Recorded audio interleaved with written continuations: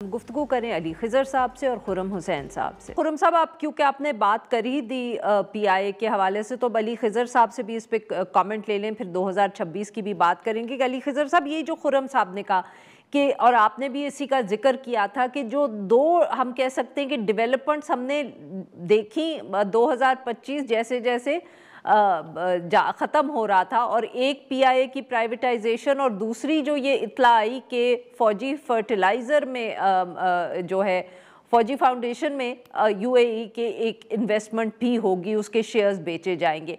Major achievements या कैसे देखेंगे आप ये जो दो डेवलपमेंट्स थी?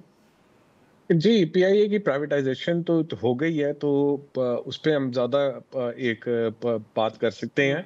उसमें जी प्राइवेटाइज़ेशन पीआईए की आपको पता है 2016 में 1990s में ये प्राइवेटाइज़ेशन में आई थी, 2016 में ये एक अटेम्प्ट फेल हुई, फिर 2024 में एक अटेम्प्ट फेल हुई और फाइनली जाके अब हो गई है।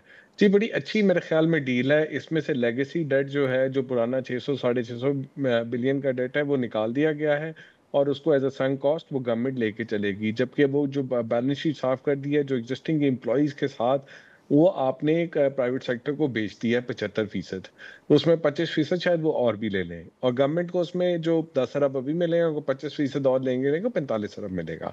तो ये एक एक बड़ी अच्छी स्ट्रक्चर डील हुई है। इस तरह की डील उन्होंने एलाइड बैंक के अंदर भी की थी, जिसमें ये इंश्योर किया गया था कि कंपनी के अंदर पैसे डाले जा सकें। तो इस तरह इन्होंने कहा कि जी 101 जो बिड हुई है, उसके हिसाब से 125 अरब रुपया इस कंपनी में डाला जा रहा है। अब ये कंपनी में क्या आगे जाके होगा, ये तो जो इन्वेस्टर है वो फैसला करेगा। हुकूमत का रोल इसमें बहुत कम रह जाएगा किसी भी कुछ के लिए, क्योंकि वो अपना मेजॉरिटी शेयर हो चुकी है। बट गवर्नमेंट इंश्योर ये करेगी 125 अरब इस कंपनी में आ जाए। और जो अभी तक देखा जा रहा है कि उस ठीक। 125 अरब से इस एयरलाइन को रिवाइव ही किया जाएगा। तो मेरे ख्याल में मैं बड़ा पुरुम्मीद हूँ कि पीआईए रिवाइव हो जाएगी और जो हमारे एक्सपर्ट हैं उनको डायरेक्ट रूट्स मिल जाएंगे बहुत सारे, एक अच्छे वक्त के ऊपर, और एक ठीक। अच्छी सर्विस उनको मिल जाएगी। जी जी, अगर आप कहते हैं तो दूसरी चीज पे बात कर लें, जो यूएई के फंड के ऊपर बात वेरी करनी थी हम। क्विकली जी, वेरी वेरी जी वो क्विकली सर, जी वेरी जी क्विकली। वो जो एक सागरा साहब की जो वो कॉन्वर्सेशन आई है, लेकिन उसमें शायद पूरी बात उन्होंने क्लियर नहीं की, उससे थोड़ा मिसकंसेप्शन हो रहा था। हो यूँ रहा है, जो मेरी इत्तलात है कि यूएई 1 अरब डॉलर का जो उसके डिपॉजिट है, उसको वो इक्विटी में कन्वर्ट करेगा। फौजी फाउंडेशन एक अपनी नई कंपनी का बनाएगी, उसमें वो 1 बिलियन यूएई का आ जाएगा एज अ कैश। 280 बिलियन रुपया उनके पास, फौजी फाउंडेशन के पास आ जाएगा। फिर फौजी फाउंडेशन अपनी कंपनियों के शेयर उसके अंदर डालेंगे 1 बिलियन के इक्विवेलेंट, जिसकी प्राइस का वो उनके साथ फैसला करेंगे, जो मार्केट से थोड़ा प्रीमियम पे होगी। और वो एक इस तरह 2 अरब ठीक। डॉलर की कंपनी बन जाएगी और 280 अरब रुपया जो कैश आएगा, उससे वो आगे नए प्रोजेक्ट में, माइनिंग में, एनर्जी में, इनमें इन्वेस्टमेंट करेंगे। जी बिल्कुल ठीक। जी खुर्रम साहब, अब ये तो 2025 हो गया, अब अगर आप नज़र दौड़ाएं 2026 पे मईशत के हवाले से, सर आपको क्या नज़र आ रहा है? ज़्यादा स्टेबिलिटी होगी, कोई ग्रोथ होगी? आईएमएफ से क्या हम पीछा छुड़ा पाएंगे? आईएमएफ से पीछा तो नहीं छुड़ा पाएंगे अनलेस जबरदस्ती हम लोग कर लें। और मेरे ख्याल में ग्रोथ उसी सूरत हाल में आएगी जब पाकिस्तान को बाहर से कोई पैसे मिलने शुरू होंगे। जैसे ये 1 अरब डॉलर की जो बात अब चल रही है, जो यूएई ने देने हैं, ये मुझे लग रहा है हो सकता है कि ये शुरुआत है सिर्फ, ये पहले 1 अरब। तो इसके अलावा फिर यूएई से ही पाकिस्तान के पास 2 अरब और मजीद डॉलर हैं डिपॉजिट्स में। और उसके अलावा फिर सऊदी अरब से भी डिपॉजिट्स दिए हुए हैं। उनकी एग्जैक्ट अमाउंट मुझे अभी भूल रही है, लेकिन मेरे ख्याल में 1 अरब से ज्यादा ही है वहां से भी।